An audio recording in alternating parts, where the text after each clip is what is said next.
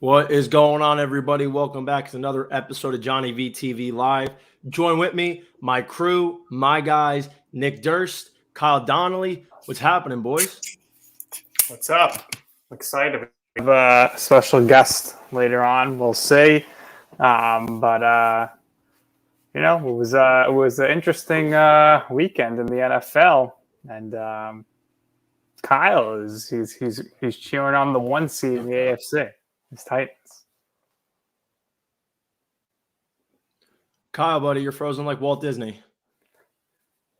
All right, we got about 10 there he is. Sorry, it's cutting out on me. It's been doing that the last 5-10 minutes. I'm trying to get it situated. But how about my Titans there, Johnny? How about them? How about the Rams? How about that MVP Matthew Stafford looking like an old guy? The Rams are so soft to Matthew Stafford. How about a little I don't grit? understand. Get back to the ground and pound. He has one bad game, and everybody's all of a sudden thinking Matthew Stafford's not the legit MVP frontrunner with Tom Brady right now. It boggles my mind. Not me. I've been saying before the season Stafford's got no shot to be MVP. I don't know where you think he's got no shot. He's why literally would he get top. MVP? He's top. How is he not in an MVP front-running situation? He's top 3 in touchdowns, yards. He's got one of the best teams in the NFL. What is going on? He's got the best EPA of any quarterback this season. He is shredding it. I don't understand why people think he's not it. People are trying to justify second place team in your division is going to win MVP. That never happens. I must have forgotten that there's about 7 games left in the regular season, something like that. What have they played so far? 9 games. Yes. They got about 8 games left in the regular season. I must have forgot that it's still an entire second half of the NFL to go. My bad. What was I thinking? In any case, people are still trying to find justification putting Josh Allen in the MVP race just because he was so heavily bet in the preseason along with the Buffalo Bills. People think Allen, who just lost to the Jaguars and didn't even put up a touchdown, think he has any merit to be in the top 3, maybe even top 5 of the award. I'm putting Kyler Murray ahead of Josh Allen right now by a landslide. I don't know what people are thinking, and it just drives me crazy. Stafford is top 2 right now, no question in my mind. Go look at what he's done this season. He is shredding it. I don't want to hear about it. The only guy you could realistically justify being ahead of him at this moment in time is Tom Brady. And not to mention, let's call it what is, Rams, Stafford beat Brady and the Bucs head-to-head in the regular season, so that counts for a lot, especially come January. But we will table this discussion for another time because let's bring Kyle back in. We're bringing our good friend, your host for the You Know I'm Right podcast, NHL MLB content strategist, Joey Calz. There he is. Kezadich. How are you? Joe, good to see you again, brother. Pleasure as always, Kyle. Johnny, thanks for having me on. Thanks for coming on, brother. We love having you. It's been a minute, and I hope you're keeping our boy Nick Durst up there in line because you know how he gets, especially when he hasn't eaten yet. He gets cranky. Yeah, dinner time. but why don't you ask Joe his opinion on the MVP race? Okay, Joe, you've been listening. What do you think right now through first half of the season? I think Brady's 1. Now I think Lamar is 2. So you think Lamar's 2? I think Lamar is 2.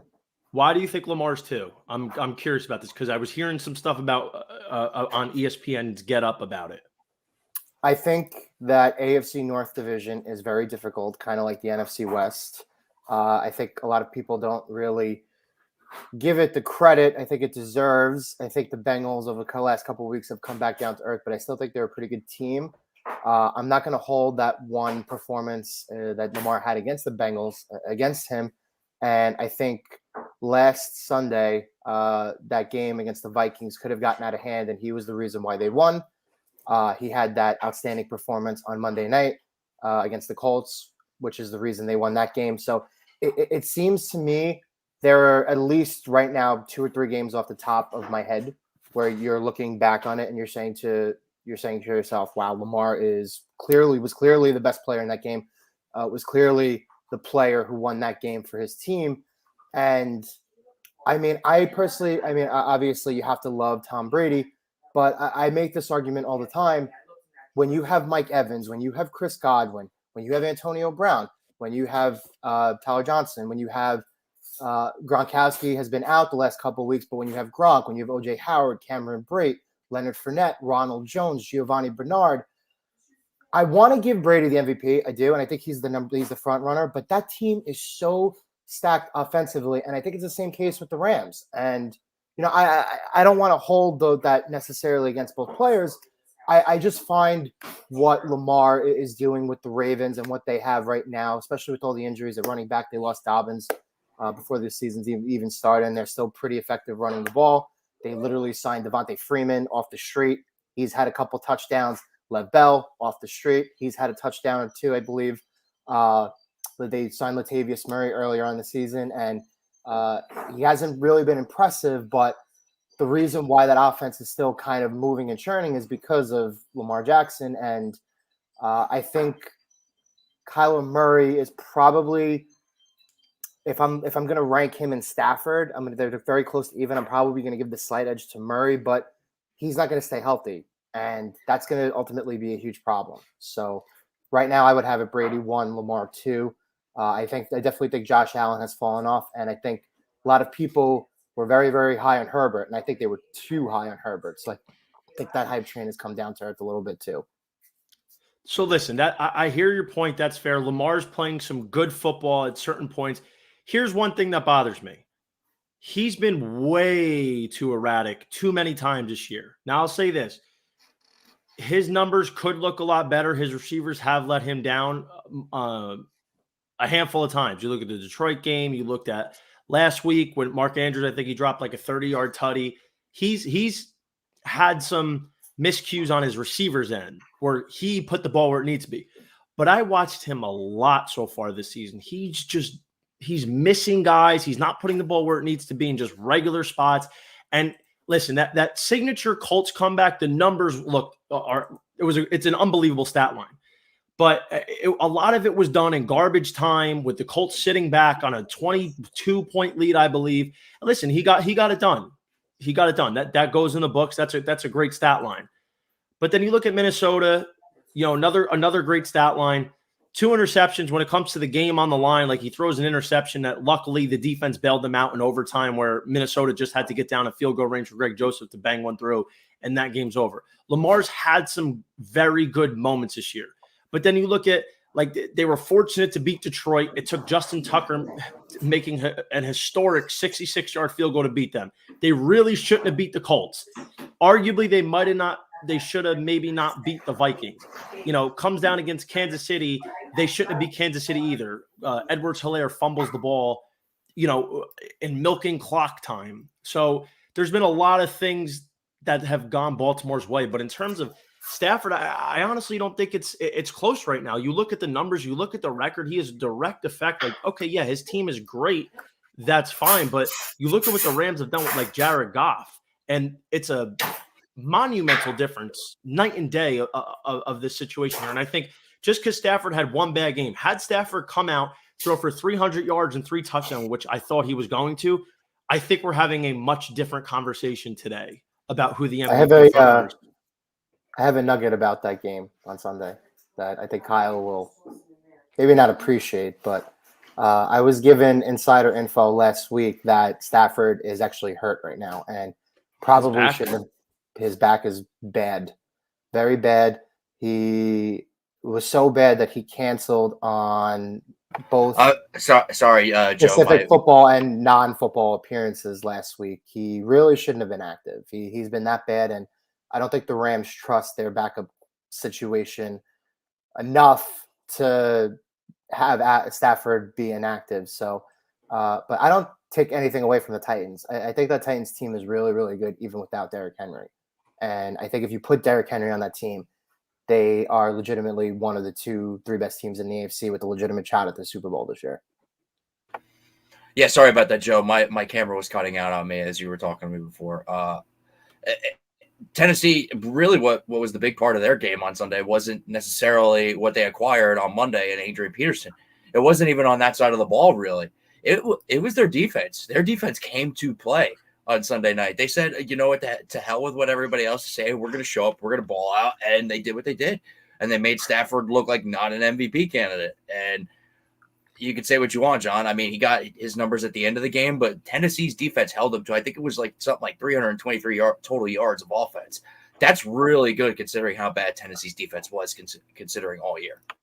Well, it was the 2 game records. It was Danico Autry and it was Jeffrey Simmons, who were just crushing it inside, and McVay until the second half refused, and maybe the injury was part of it, refused to move the pocket, as Chris Collinsworth was saying on the Sunday Night Football broadcast, where moving the pocket, getting Stafford out on the edge, making some throws, not just sitting back there stationary and letting the inside of the offensive line just completely cave into his face. Because listen, first half, he wasn't really able to deliver too many good passes. He was just being pressured nonstop. And we talked about it. That ball he threw, which I'm sure he thought he was going to be sacked for a safety, and he wouldn't have been after we heard on the broadcast that he would have been down probably like the half-inch line or half-yard line. He makes that throw maybe once in his career. Let's call it what it is. Once in his career, the second interception, the pick six, Kevin Byard made a great read. He read him all the way. He fooled him. And at the end of the day, Stafford, I'm sure he would tell you like to have that one back. He didn't put the ball where it needed to be either. He should have put that ball closer to the boundary, and it was more towards the numbers, and that's why Byard was able to make a play. But second half, it looked like they were able to, build up a little momentum because the defense kind of did what they had to do. But it just goes back to the front four that was getting home for him. But even Collinsworth was saying they've been getting away with a lot of things that they probably shouldn't have been able to get away with. They're playing inferior teams last few weeks, and they didn't really make a priority to adjust it. Now going forward, they got the kick in the ass that they might need. This might be one of those games that makes the Rams go back to the drawing board, get disciplined, get a W this week in San Francisco. Then I think I think it's week 11 after that, so they get the bye. So they get to rest up and regroup. Yeah, and that was obviously the big game because the other games weren't too good. I just want to add one more dark horse contender for MVP moving forward here. He's got 17 touchdowns, 3 interceptions. His team is currently got a great chance for the 1 seed. They're going to sign Odell Beckham Jr., and his name is Aaron Rodgers. Okay. I got to say, though, I think he's done now. It doesn't matter what he does. I think the media will just never let him have it. Go off, Joe. I think he's going to have a tremendous rest of the year. I think if Odell is smart, he goes to Green Bay, and I really like the Packers right now at plus 850 to win the Super Bowl. I really, really like that bet, and I happen to agree with Nick. There's nothing better than a pissed off Aaron Rodgers. A pissed off Tom Brady is great, but pissed off Aaron Rodgers is really, really, really good, and he is so good. The fact that he's never gotten back to the Super Bowl. I said this to Nick. Should have went last year. I don't know if I've said it on a podcast, but Rodgers strikes me as the kind of guy who's like I don't think he wants to play into his 40s like Brady has. I think he's got 2 or 3 really, really great years left in him, and I think that if he were to win a Super Bowl, I could see him retiring and just going out on top and saying, "Screw you guys." Maybe I'm wrong, but it feels like it's very like Elway of him. Hey, you know what? I definitely could see him going to the Packers, but here's another dark horse team for you. Don't sleep on the New England Patriots. Yep. Don't sleep on them. I got to say with Green Bay, though, Joe, quarterback.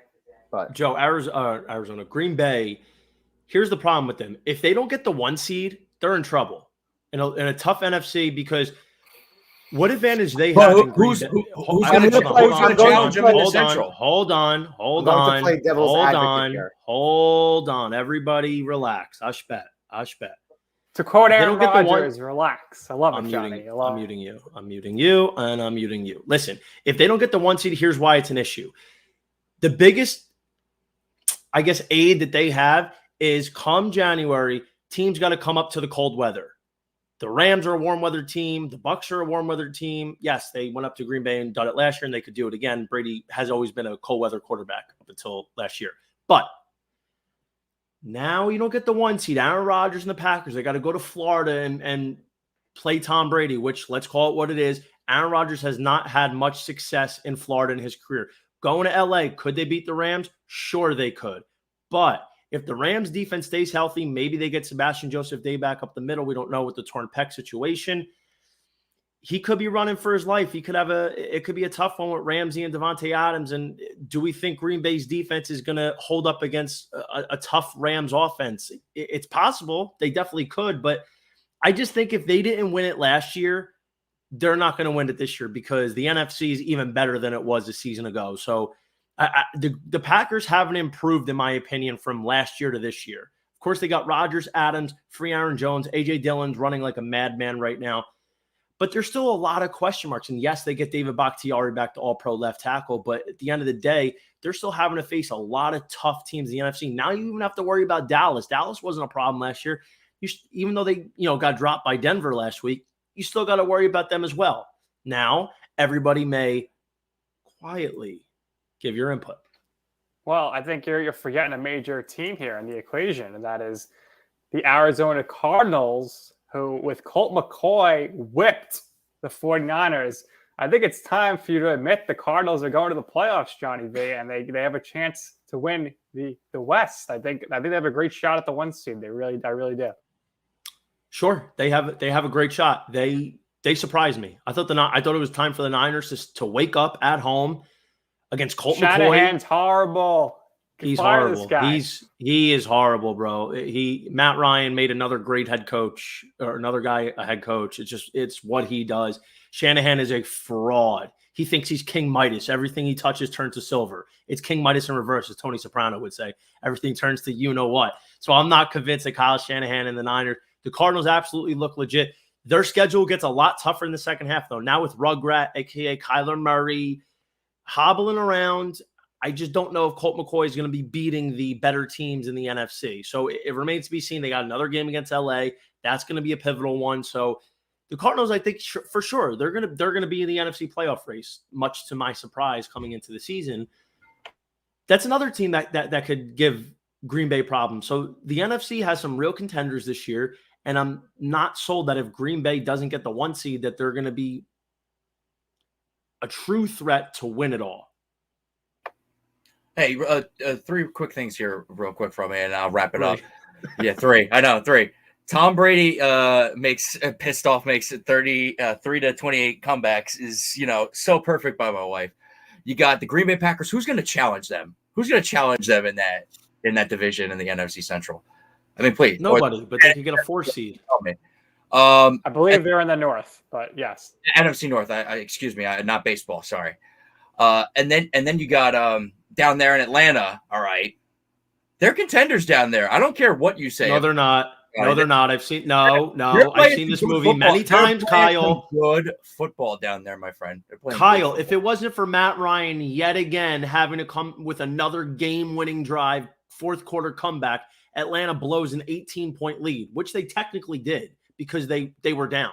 Matt Ryan had to be a future Hall of Famer, Iceman once again, and lead a game-winning drive where my boy Cordero Patterson, oh my God, I love me some CPAT. Fantasy. He's an absolute big fantasy savage. monster. Love CPAT.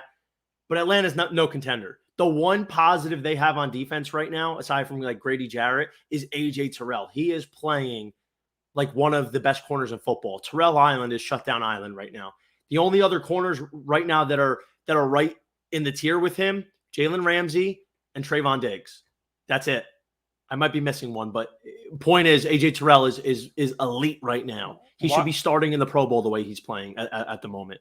While we're talking NFC South, I know Joe's got to hop on in a few minutes, so I want to get his takes on the fact that you could take the Jet out of New Jersey, but you can't take the the Jet out of the person. How about Sam Darnold? I mean, this guy sucks. Worst quarterback in the league. The Panthers are just atrocious. Even with McCaffrey back, Darnold is still seeing ghost Joe against Bill Belichick and the Patriots, who, as Kyle pointed out, looks like they're going to go on a nice run here into the playoffs. Yeah, well, we definitely know one thing. The Panthers are not going to be making any kind of playoff run. Atlanta would be the team out of the NFC South to make that run for a wild card spot, if anybody. Carolina's turned out to be complete frauds. Only because of one thing: Sam Darnold. Sam bleeping Darnold.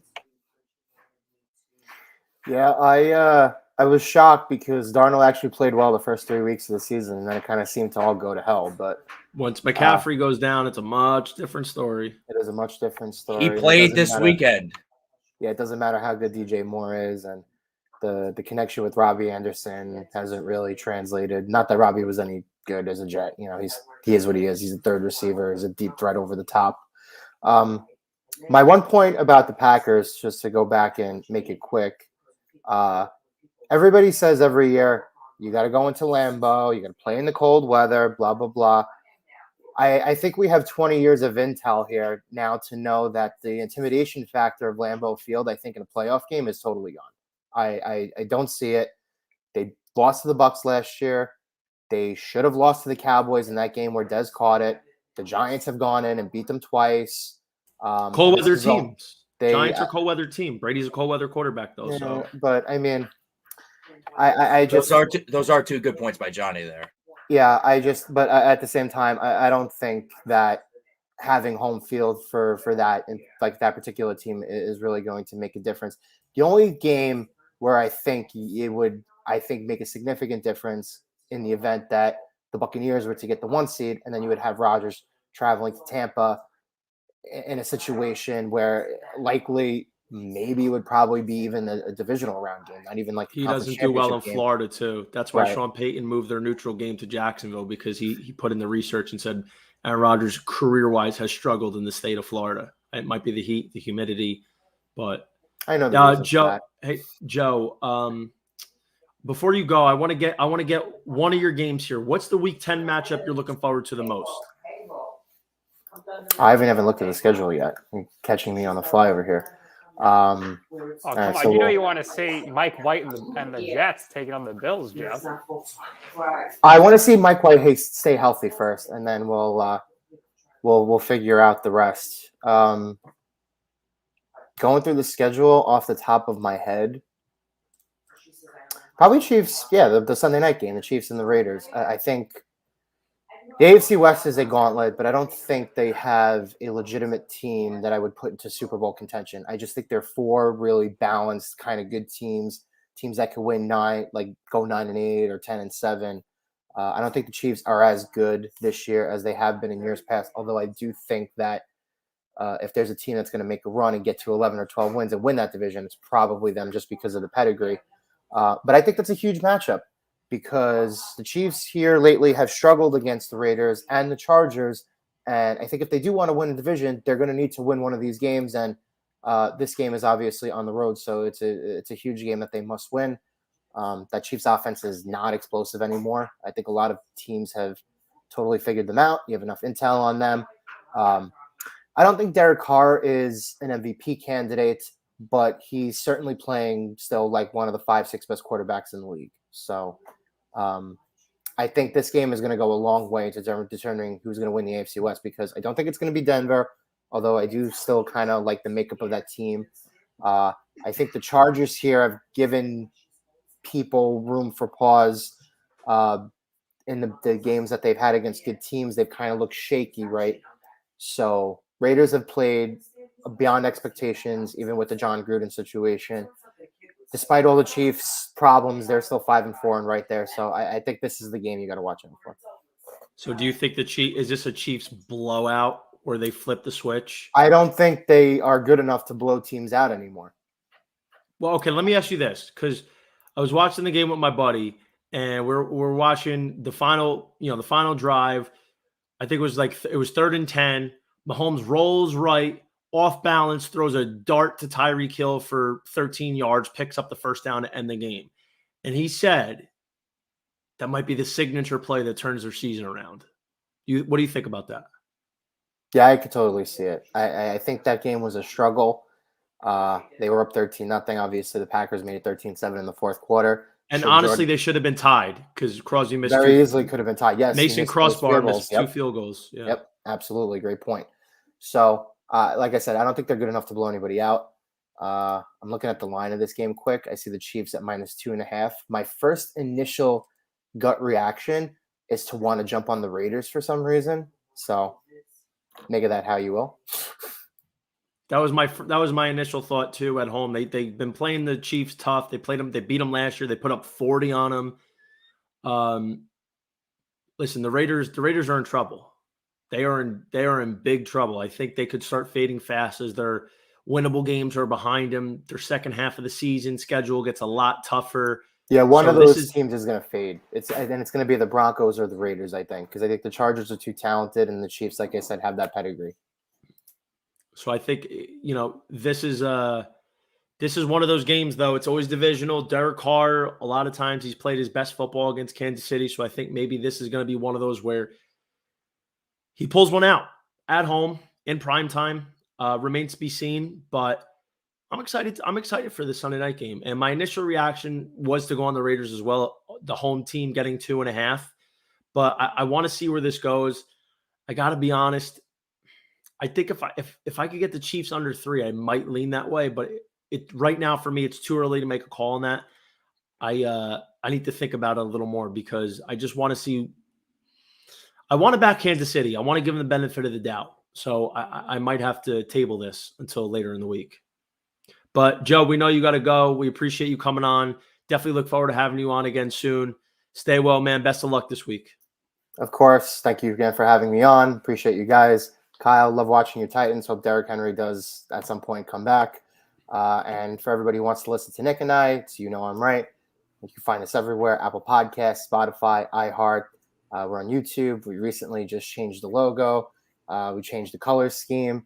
A lot of people are busting my chops, saying, oh, it looks like the Astros colors. And as a huge Yankees fan, probably does, but we like the look. It's nice, sleek, professional. So anybody who is interested in listening to interviews with sports media professionals, entertainers, some musicians, we have a new episode being released tomorrow. So that's where you can find us. Obviously, Johnny, we love coming on your show. Happy to be here, and hopefully I'll Johnny's got to come on halftime. The live, yes, he does. Mike show soon. Yes, so we have a show on the halftime app too. So Johnny, let us know when you're free. Hopefully you can come on and do that with us. And again, me and Nick always enjoy this. Pleasure having me on. Thank you guys. Appreciate it. Always, man. Happy to. Joe. Talk to you soon, brother. Hopefully Derrick Henry makes that return for the playoffs. Hopefully. All right, man. Good guess, man. You guys always have great shows, and it's always nice to have the two of you together. And can't wait to get on. I'm right with you guys. But should be a great listen. Should be a great listen. You're right, not wrong. But listen, now it's week 10. We got a lot of matchups that we're looking forward to, guys. Let's kick it off here. I highlighted 3 games so far that I think we could discuss, and on the betting show on Friday, we talk more about them, but. To start it off, man, let's talk about the Falcons at the Cowboys. The Cowboys laying 10 at home. This is their second straight week laying 10 points or more at home. Kyle, where do we see this line going? Who are you siding with? Well, I would still probably take the Cowboys despite an embarrassing performance last week against the Denver Broncos team that, quite frankly, at home they should have taken care of. They just traded Von Miller. I know Von Miller was out and he was hurt, but still – that was a big part of their defense. Dallas should have steamrolled this. I mean, Dallas was hot going into this game. So this is a huge letdown for the Dallas Cowboys. Now, obviously, they play in a abysmal NFC East, so this doesn't kill them in the division, but this definitely hurts their chances as far as getting some home field advantage throughout the playoffs, maybe grabbing a 2nd seed. Because I don't think they grab a 1 seed, but still to maybe have a shot at the 2. They're definitely out of contention for that right now. I would probably – I think I'm going to go with the Falcons here, play a competitive close game here with Dallas, even at Cowboy Stadium, because, teams play up because it's Dallas Cowboys, America's team. They know it's going to be more likely than not a national game.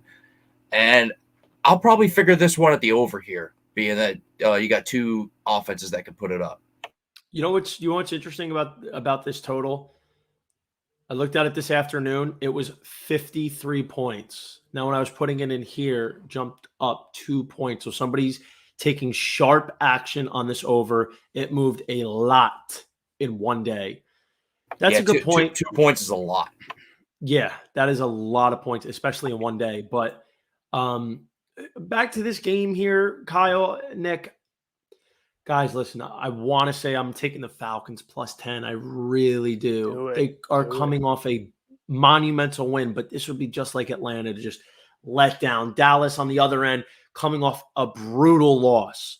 So the spectrum here would be Atlanta flops, Dallas throttles. But right now, with 10 points, that's a lot. Dallas is 2-1. Atlanta can cover that. Dallas is 2-1 straight up and against the spread as a favorite of 10 or more points since 2016, just as an FYI.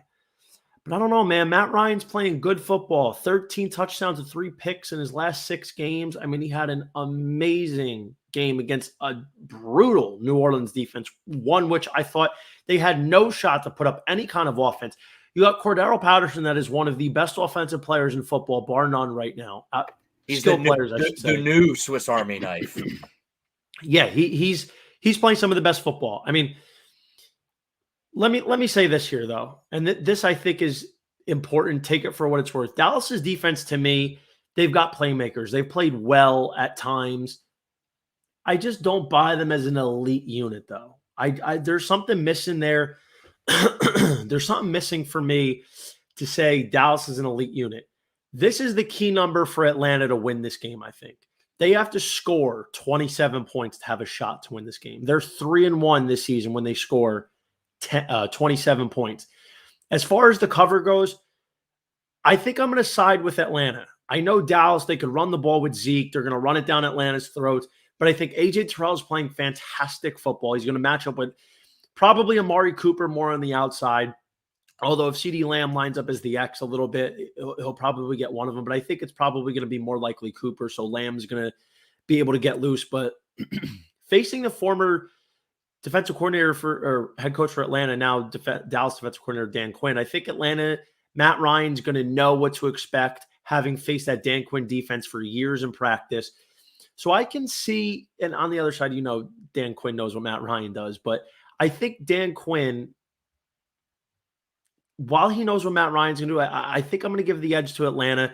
Cordero Patterson, I don't know who the hell's covering him, man. Kyle Pitts, I think he's probably going to see a lot of Trayvon Diggs. Pitts has had a couple quieter games after a 2-game breakout. So I think they're going to get back to it. I think Atlanta's going to be doing just enough to cover the 10. But this is the problem with Atlanta. Now I'm gonna side with them on the plus 10. This is prime letdown spot off a monumental win. What do you think, Nick?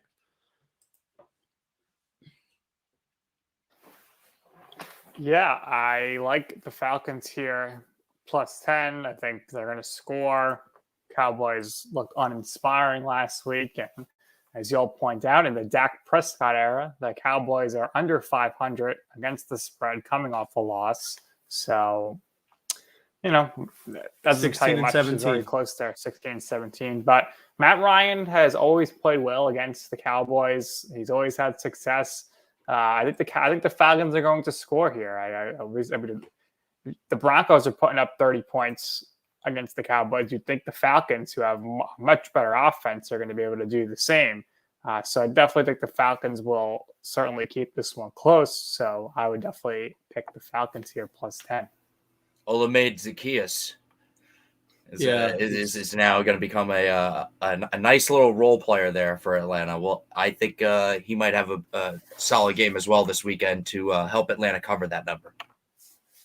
We shall see, man. But we know CPAT is going to have to be a big part of it. So the good thing about taking a team like Atlanta that's plus 10, if for whatever reason, let's say they get the ball first, they go down, score a touchdown, get up 7-0, then they're plus 17 for the rest of the game. And then while we know they can blow a 17-point lead in a heartbeat, you still like your odds more times than not. Our next game here that I think we're going to stay with the NFC South versus the NFC East. It's Tampa Bay minus 10 traveling to the Washington football team. Both teams coming off a bye. Tampa Bay, their last game, man, they had a major letdown against New Orleans. They were right in this game. Brady throws the pick 6, and before you know it, the score is a little more lopsided than the whole game kind of indicated. But they're looking to get right here against the Washington football team. That is hot garbage. 2-6 this year. There's just pretty much no hope for Washington. They lost 4 straight, 5 of their last 6. They've only scored a combined 33 points in their last 3 games. Their defense is bottom 5 in yards and points allowed. So, Nick, where do you like the line on this game? Another double-digit spread. Yeah, I mean, I'm going to go with the Bucks -10. I think they're going to blow out the Washington football team. However, I mean, look at that playoff game last year. Washington almost knocked off the Bucks. Who knows what could have happened beyond that? So, Ron Rivera knows something about this Bucks team, and he knows how to plan them well. So something to have a little bit of a red flag. But I do think the Bucks will win this game by at least 14 to 17 points. So easy for me to pick the Bucks in this one. Yeah, I gotta kind of disagree with you there a little bit, Nick. I take the Bucks. Like you, but I disagree with your point on the Washington football team being like last year in the playoffs where they played a really competitive game at home against Tampa Bay. But here's the problem with that. This is a Washington football team that at that time was playing inspired football, had a really good defense, and got really good play out of Taylor Heineke when nobody expected it. Now he's not playing well. You got Antonio Gibson, who's not playing well offensively, and neither is Terry McLaurin for that matter. He's kind of struggling to do what he was doing last year and replicate. And you got a Bucks team coming off a bye that's literally the same team as it was last year. So as far as I'm concerned, nothing has changed on the Bucks front.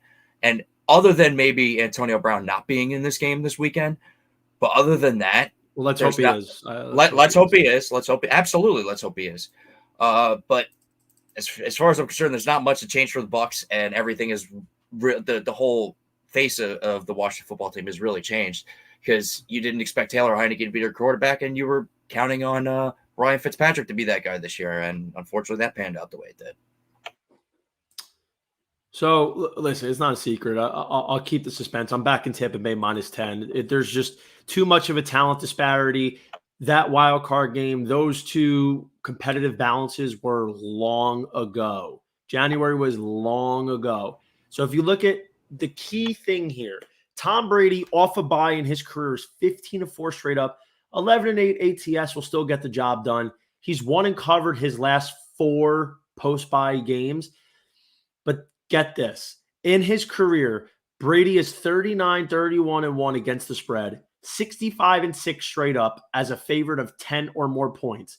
As a Buccaneer, he's 4-1 ATS, 5-0 straight up in this spot. So when you look at Tampa Bay, you look at them off the bye, especially off a bad loss against New Orleans. Tom Brady firmly in the MVP mix, arguably the lead right now. All that talent. Yeah, you expect Tampa Bay to come out and just dismantle one of the worst defenses in football. They've allowed 30 points 5 times this year. On the flip side, Tampa Bay's got the number 1 scoring offensive football, 32.5 points per game. They've scored 30 or more 4 times a season. They've scored 27 plus in 4 straight games. I think you just got to ride the trend here. You got to ride Tom Brady, Tampa Bay. I think this should be one where maybe even if you're feeling a little frisky, you could take an alternate spread and take, let's say, Tampa Bay -13, 13.5. They win by 2 touchdowns.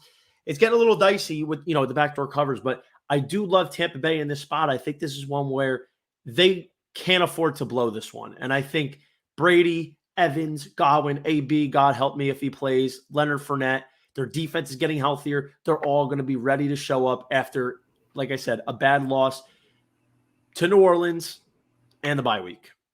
Hey, if you're going to tease it, only tease at a point. You don't want to give Vegas too much. And I'm going to take the under here. I like this as a 35-3, 35 maybe 35-10, 38-10 game, which still keeps you right there under a 51 line. Watch out for red zone Robbie G in this one if you're a fantasy guy. He shouldn't have played the last game. I mean, he only played for like a play, and the coaching staff admitted that was a mistake to play him. But off the bye week now, he seems fully rested, and he seems like hopefully he's healthy. He might be missing. He might be missing this week. They're keeping him in mind with long-term health. Same thing with Antonio Brown. So there's possibility they could be without both of these guys this week. I still going to back Tom Brady, Mike Evans, Chris Godwin, Leonard Fournette. I have to. I can't take Washington getting 10. I just can't. Whatever decision the Bucs make, let's just hope for the health of the most entertaining tight end in the NFL, because we want him long term for the season. True that. So rounding out our little 3-game slate here. Next up, we got the Rams -4 at the San Francisco 49ers. I know you guys are talking a lot of smack about Matthew Stafford and the Rams. Nick, I'm going to start with you here. how do you think the Niners are going to fare getting 4 at home on Monday Night Football?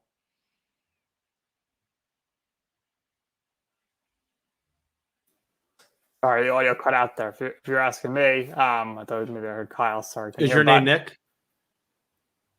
I didn't hear. The audio cut out, so that's all I was asking. There you go. He didn't hear his own name. So, yeah, I think in this one, we'll go with your Rams. 49ers look dead. They're done here. Kyle Shanahan, I think, gets at least 2 more years, though, because he gets Mr. Trey Lance. That's his little project there. But Lance looks like he's like Justin Fields, not going to cut it. But we'll see what happens there long term. I think the 49ers will keep this close, but not that close that they're going to, be able to be better than here. So go with the Rams -4 off the loss. The Rams are going to be raring to go, and they're going to be beaten down on the 49ers, I believe. I'm going to keep it short and sweet here for you, Johnny. I'm going to go with the Rams. I'm going to go with the over, and I'm going to say this is an absolute statement game by the Rams this weekend against the 49ers. 49ers are done as far as I'm concerned. We'll see what happens with Trey Lance going forward down the road, but they just don't look to be playing inspired football there in San Francisco. Yeah, we're going to agree on this one too. The Rams -4 is a butter spot. I think, I would hope this game could somehow get down to 3, but I just highly doubt it. I definitely would probably take it while it's at 4, just in case you start creeping up to 5, maybe 5.5. If somebody, for whatever reason, or I'm sorry, when people start throwing a lot of money on the Rams. But look at it this way here. The Rams, like you said, Nick, off a loss under Sean McVay, 13-6-2 ATS, 16-5 straight up. That's unbelievable. Not as unbelievable as this feat here. Much like the Atlanta Falcons, where I said their magic number of scoring is 27, the Rams' magic number of scoring is 25. When they score 25 or more points, they're 31-13-2 ATS, 40-6 straight up. While on the flip side, the Niners since 2017, that Rams note, by the way, was under McVay. Since 17 for San Francisco under Kyle Shanahan, they're only 10-26 ATS, 7-29 straight up when scoring less than 24 points.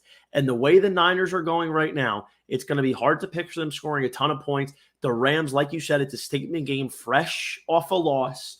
They need to bounce back. And listen, maybe we could see a scenario here where LA has a big first half, big 2.5 quarters are up enough where maybe they could pull Stafford, let him kind of coast, rest up ahead of the bye week, get right for week 12. I love the Rams, man. I'm all in on them this year. I think this is a game where they have to have it. They need a convincing win. They can't allow the NFC West division rival to hang around. San Francisco did make a lot of mistakes. Otherwise, I thought they were in that Arizona game. A lot of bad fumbles that shouldn't have happened. But LA they're hungry, man. They're coming for it. To your point, John, actually, if you wanted to go and get a little frisky here, I would say the alternate spread is here. You kick it maybe 2 points, but the only thing that would make me frightened about it is I could see the Rams being up like 13, like you said, late in the game. Stafford's already out. And then what happens if the Niners get a late backdoor touchdown that blows that spread for you? So that's the only thing that would worry me. I would if it stays at 4, because I think this line's going to go up. I'm running to the books for this one. Running. Well, I just wanted to point out, because you mentioned a late backdoor cover. We almost had the most epic backdoor cover ever on Thursday Night Football last night. Josh frickin' Johnson leading the team downfield at the very end, and he throws a pick in the red zone. That was so brutal, and I love that Joe Buck actually acknowledged it in the broadcast. But that was almost the most incredible backdoor cover ever by the Jets. Not last night, Thursday night, but yes, Nick, I know exactly what you mean. Yeah. Oh, last Thursday night. I'm sorry, my fault. I didn't hear that. If it wasn't enough for a reason to stay away from the Niners, they are now 0-4 at home this season. They are brutal, and at home they're much worse. The locker room's divided there with that whole quarterback situation, as far as I'm concerned. Insider reports, Kyle. Talk to Matt Maiocco. No, but it's just more. It's just you go and you spend a number 3 overall pick on the kid. I mean, the writing's on the wall there. I mean, that's pretty obvious as far as I'm concerned. Yeah. So we're getting here down to the nitty gritty, my favorite time of the day. Gambling guineas, best betting trends. We're staying off the teaser right now. I do have one in mind, pending what's happening with Nick Chubb and Cleveland Browns. I'm going to go the Bucks, -10 at plus. I'm sorry, I messed up here the number, but -10 at plus 107 versus the Washington football team. We touched on it. Tom Brady is absolutely butter off a bye. They're off a loss. Road team, favorites of 10 or more points. He's sensational. So there's no reason that I think Washington's going to step up. The bread and butter for the football team is running the football with Antonio Gibson, who hasn't been great this year. He's been okay. Hasn't been as bad as people think, but he's not been what we expected from him.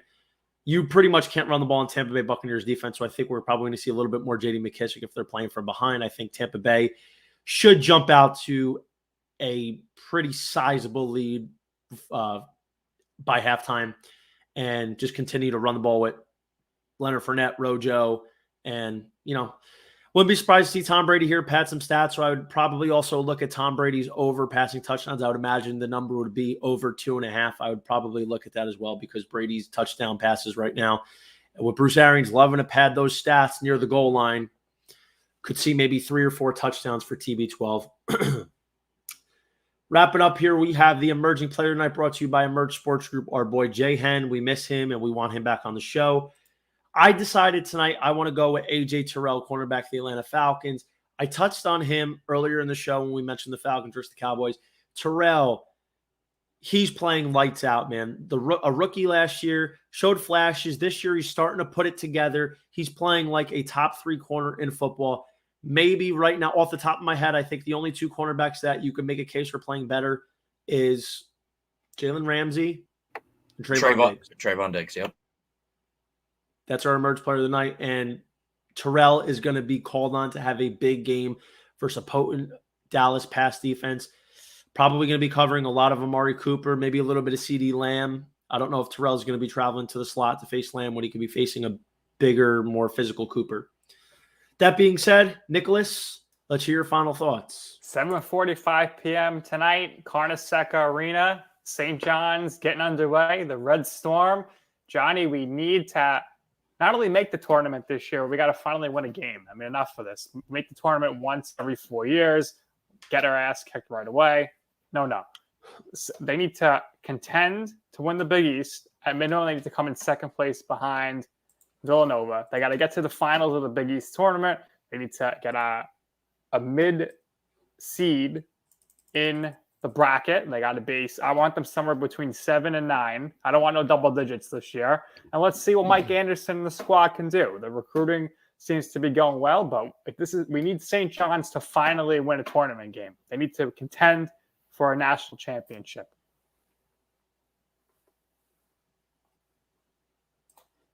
Nick, what about you?